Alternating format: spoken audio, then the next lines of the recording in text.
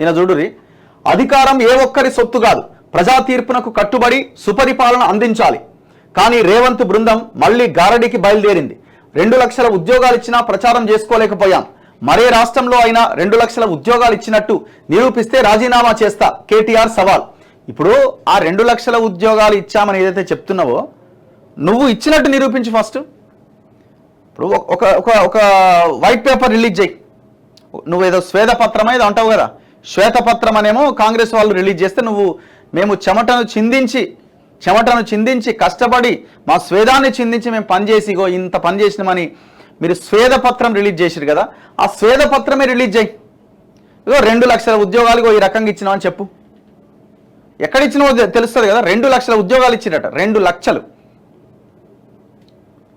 గతంలో బిశ్వాల్ కమిటీ, మీరేసిన కమిటీనే కదా, బిశ్వాల్ కమిటీ ఇచ్చిన రిపోర్ట్ ప్రకారంగా 1,90,000 ఖాళీలు ఉన్నాయా అని మొత్తుకుంటే ఏం గవర్నమెంట్ ఖాళీలు నువ్వు నింపినావు?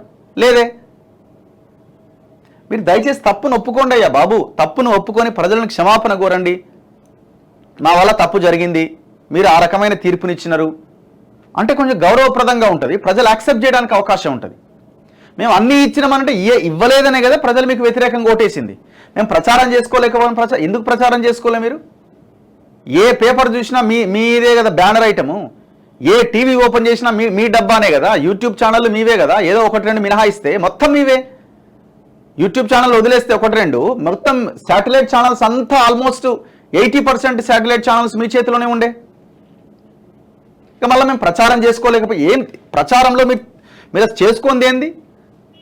చెయ్యని పనిని కూడా ప్రచారం చేసుకున్నారు.